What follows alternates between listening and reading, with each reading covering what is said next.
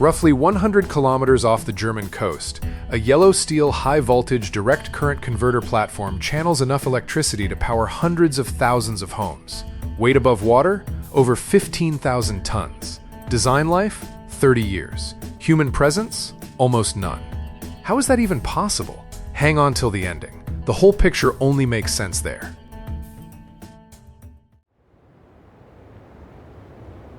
Alone in the middle of the North Sea, a small yellow speck on the horizon quietly powers 800,000 households, and most of the households have no idea it exists.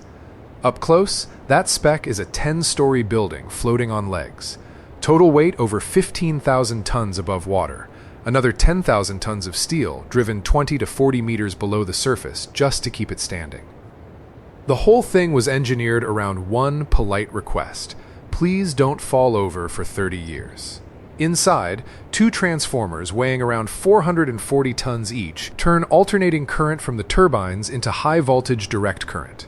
That direct current then travels underwater to the mainland with barely any energy lost along the way.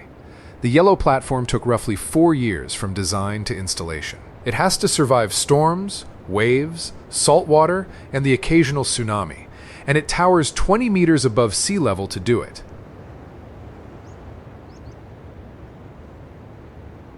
These aren't one-offs. They're basically a category of project that gets copy-pasted from one shipyard to another every couple of years. The Dolwyn 6 converter platform was fabricated in a Spanish yard, hauled onto a barge, towed across the Atlantic, and installed in the German North Sea by one of the largest crane vessels ever built. Build on land, move by sea, install offshore. Somehow costlier at every step than the last. Now the industry is doubling the game with a new 2 gigawatt standard. Each 2 gigawatt grid connection uses one offshore converter platform, cables running to shore, and an onshore station on the other end. The whole loop operates at 525 kilovolts direct current, high enough to move huge amounts of power over long distances without cooking half of it into heat along the way. Fewer connections mean less environmental impact and lower cost per megawatt. A conclusion the industry reached only after 20 years of doing it the other way. Progress at its finest.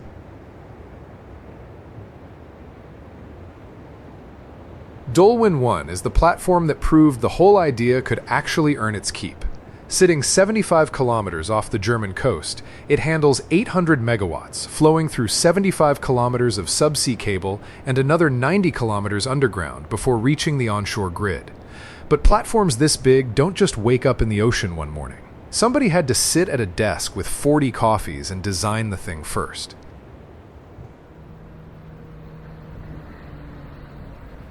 Before anything gets steel or bolts, engineers spend months turning a platform's job description into an actual working design. The Borwin 3 platform was designed to sit 100 kilometers off the German coast in 40 meters of water, transmitting around 900 megawatts. Enough for roughly 1 million households. Every number in that sentence had to survive 3 different design reviews before anyone was allowed to touch a welder. Dogger Bank is the world's largest offshore wind project, and its converter platforms are being built as a partnership between an electrical infrastructure company and a Norwegian topside builder. The split makes sense. One team knows steel, one team knows high-voltage systems, and neither one is dumb enough to fake the other's job. Not every part of the design gets the credit it deserves, the helideck being a prime example. Every offshore converter platform needs a place for a helicopter to land, because in the North Sea, that's often the fastest way for engineers to reach the platform when something needs attention. The helideck itself is typically made from aluminum profiles, light enough to keep the platform's top weight in check, strong enough to take repeated helicopter landings for decades. Modern designs use standardized modular components. Computer numerical control machining and friction stir welding produce individual sections. Everything gets assembled in a factory, shipped as a complete unit, then bolted onto the topside during final integration. Over 500 of these have been installed offshore, all still in service. mostly because helicopters are famously picky about landing surfaces and don't leave polite feedback. Fire protection, drainage, non-slip coatings, night lighting, wind sensors. Every square meter of that circular pad is engineered down to the millimeter. But no design matters until somebody cuts real steel.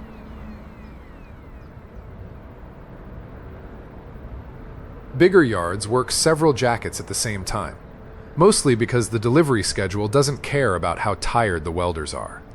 At a large offshore yard, dozens of hulls, jackets, and platform modules move through parallel construction lines. Steel plates arrive by truck or barge, get rolled into shells, welded into sections, then assembled into progressively larger structures over months of continuous work. A yard like this looks chaotic from above, until you realize every single component has a barcode, a routing sheet, and a scheduled slot in the next assembly step. Chaos with a spreadsheet. Fabrication for offshore projects has to hit multiple certification standards at once. Steel material grades, welder qualifications, non-destructive testing procedures, coating specifications. Every one of them gets audited by third-party inspectors before the platform can ever leave the yard. Cranes are the actual traffic controllers. Every heavy lift is scheduled hours ahead. A jacket section moving from one work area to another might involve 2 crawler cranes plus a mobile crane and 20 riggers on the ground coordinating hand signals. One of these yards running at full tilt is honestly overwhelming. Hundreds of moving parts, and somehow nobody's cutting into the wrong steel. The bigger the project, the more subcontractors, the more coordination meetings, and the more chances for something to go slightly wrong in a place nobody's looking.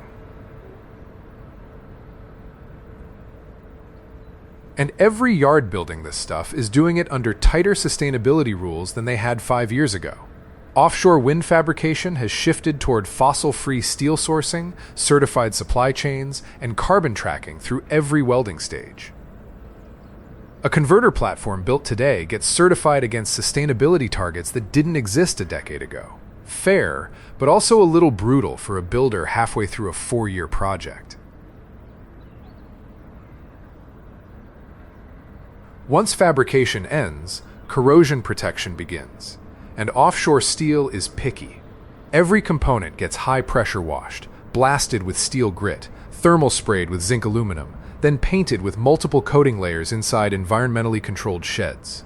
The whole cycle runs around the clock because raw steel in salt air rusts fast enough that a coating delay basically means starting over from the grit blast, and nobody wants that meeting.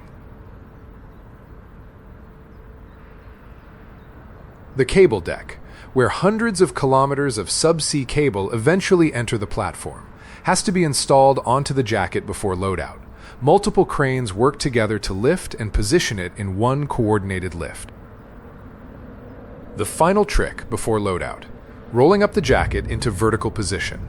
2 sections at 640 and 774 tons get lifted, rotated, and joined. First try or no try.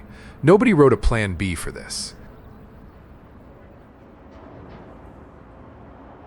The electrical heart of any HVDC platform is the converter transformer.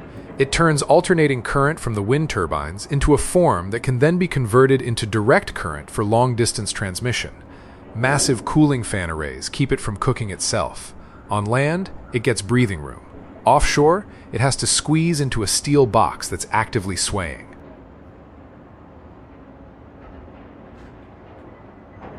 Getting the transformer onto the topside is a heavy lift in the most literal sense. Multiple cranes lift the transformer, walk it into position above the topside opening, and lower it centimeters at a time. Getting the transformer onto the topside is a heavy lift in the most literal sense. Multiple cranes lift the transformer, walk it into position above the topside opening, and lower it centimeters at a time.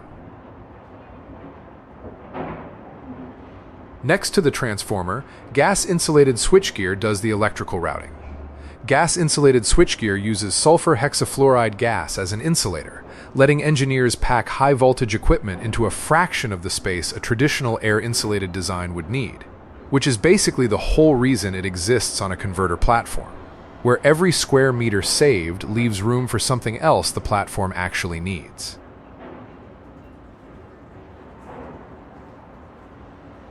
But transformers and switchgear don't run themselves.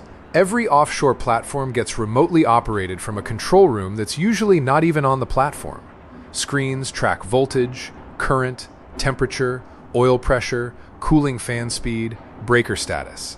Real-time diagrams show the electrical layout with every component color-coded by status. When something offshore starts drifting from normal, the alert pops up here, in a room hundreds of kilometers away. Hopefully before it becomes a real problem and not just a very expensive one. The onshore control room can trip breakers, isolate faults, and initiate shutdown sequences without anyone actually being offshore.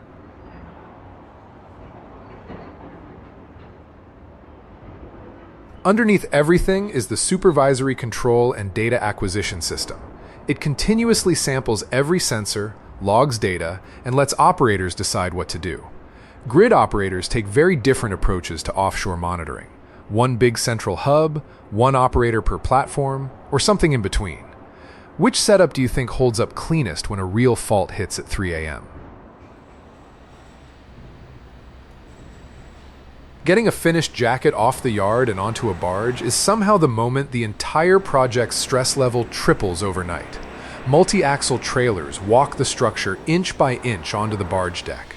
One bad ballast calculation and the barge starts leaning. Now do the same trick with the top side, the building that sits on top of the jacket. Fully assembled inside a construction hall, then walked out on self-propelled modular trailers. Hundreds of wheels total, all synchronized to move as one. Yeah, when your building has more wheels than a small airport, something unusual is definitely happening. And here's where the real spectacle starts, the heavy lift crane vessel. A yellow lattice jacket sits on a barge. Above it, two crane booms extend hundreds of meters into the sky, ready to grab the whole thing at once.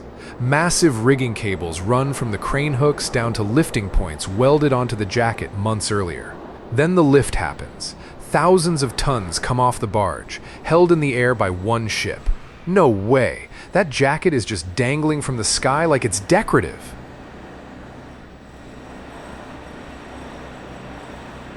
Meanwhile, the matching topside makes its own move out of the construction hall.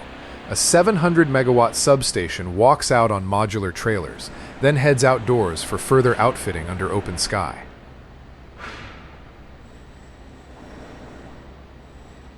The jacket goes in first.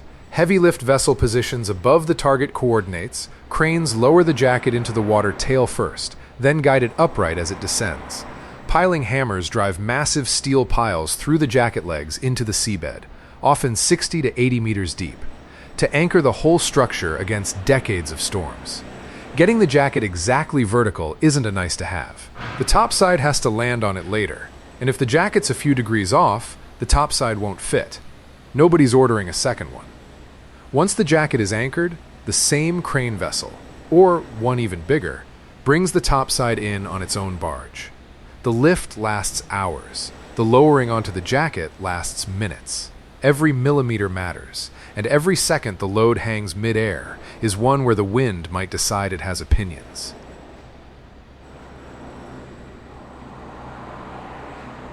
Some platforms travel long distances just to get to the installation site. The Dolwyn Beta Converter platform left a Norwegian yard early one Saturday, then spent 4 days on tugboats crossing to the German North Sea. 4 days at sea, a yellow platform being nudged across the horizon by tugboats. The kind of trip nobody would book for the view.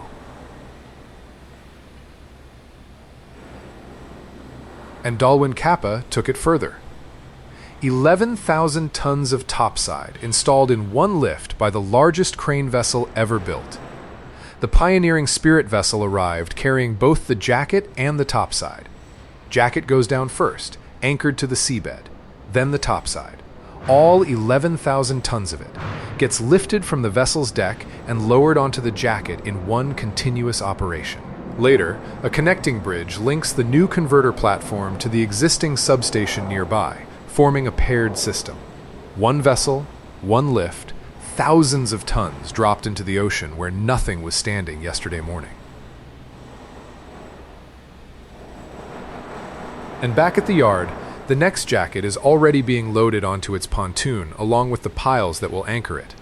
But offshore, the platform is still just an empty box, until cables show up.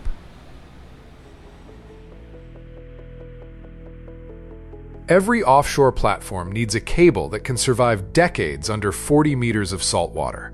That cable gets manufactured on land, in factories nobody thinks about. Copper or aluminum conductors get drawn and stranded, then wrapped in layer after layer of insulation before the outer sheath goes on.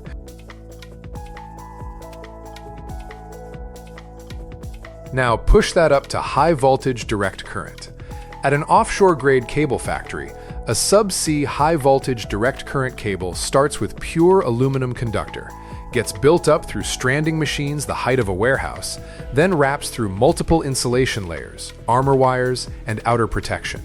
Every layer applies over kilometers of continuous cable length. Be honest, how many of you had to pause this video and look up what stranding actually means?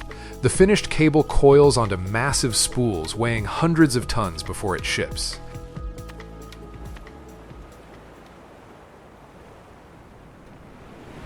Once the cable is made, it gets loaded onto a specialized cable-laying vessel. And this is where the ship gets weird. The Maersk connector can carry two 59-kilometer high-voltage direct current cables at once, spooled onto a 7,000-ton dual-concentric carousel inside its deck. Two cables loaded simultaneously from a delivery freighter, feeding into the ship's twin cable holds through carefully controlled tensioners. A ship carrying enough cable to reach from Manhattan to New Haven, and the whole spool has to feed in without one kink. Any tangle at sea, and you don't just lose money, you lose a whole season. With the cable on board, the vessel heads out to the site. Modern cable-laying ships use dynamic positioning combined with a 7-point mooring system, letting them hold position within meters even in rough water. The internal turntable. Up to 5,000 tons of cable. Rotates as needed to feed the cable through a tensioner and into the sea at exactly the right speed. For inter-array cables between wind turbines, the vessel does a first-end pull-in at one monopile, lays cable along the pre-planned route, then does a second-end pull-in at the next monopile. Sounds routine until you remember the cable has to be cut to exact length in the middle of the ocean. For export cables running to shore, the vessel simultaneously lays and buries the cable using a plow towed behind it. Some ships can even beach themselves in extreme shallow water for the final approach to land. At the Dolwyn Kappa platform, 3 subsea cables were installed to link 2 future wind farms into the converter station. Cable route cleared of obstacles first. Concrete mattresses placed at cable crossings. Then, 37 kilometers of cable laid and buried 1.5 meters below the seabed. At the offshore end, the cable has to be pulled up into the platform itself. A service operation vessel transfers personnel onto the platform. A messenger line gets deployed by a small underwater robot, then pulled up through the platform's cable protection tube. That messenger line pulls in the actual power cable behind it, with the robot guiding everything from the seabed. Once the cable end reaches the platform, a cable quadrant handles the excess length, creating a controlled loop on the seabed so the cable doesn't overbend.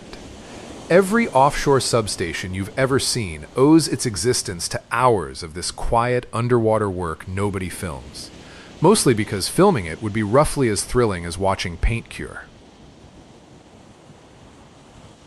Beach pull is one of the trickiest parts of any subsea cable installation. The cable's end has to come out of the water, across the surf, and up onto dry land, where it will eventually connect to the onshore grid. Winches on the beach pull the cable in through a pre-installed duct or trench, while the offshore vessel holds position and feeds cable out at matching speed. Wind, waves, and tide all cooperating for a few hours is basically what the whole timeline hangs on. Meteorologists get a lot of texts that week. On the Gemini project, that full sequence played out end to end.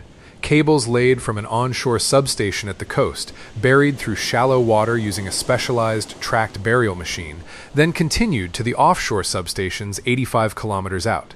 Where the cable had to cross under a beach or protected zone, Horizontal directional drilling created a bore path underneath, so no trench had to be dug through sensitive terrain, roughly 100 times cheaper than the alternative, which is a group of environmental lawyers reviewing pictures of a torn-up coastline.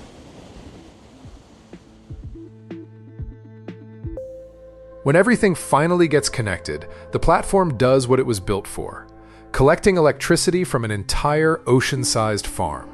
The Gemini Wind Park runs on 150 turbines, pushing 600 megawatts into 2 offshore high-voltage substations. Combined output, 2.6 terawatt-hours per year, enough for 785,000 households and roughly 1.25 million tons of avoided CO2 annually. Each substation topside came in at around 2,000 tons, sitting on a 1,300-ton steel jacket.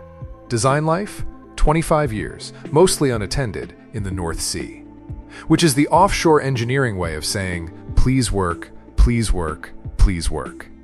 Every cable from every turbine terminates inside these platforms. Voltage steps up, transformers hum, switchgear routes the flow, and the whole assembly quietly pushes hundreds of megawatts back to shore through export cables. These platforms have quietly become the pulse of entire national grids, and almost nobody on shore knows they're there.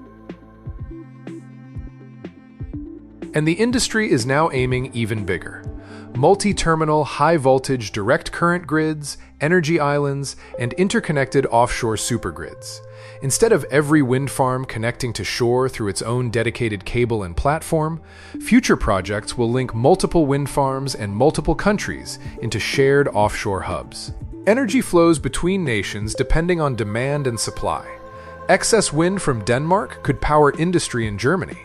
Excess sun from Spain could flow through offshore interconnectors to the UK. Amazing! The big switch at sea is turning into an actual continent-scale switchboard.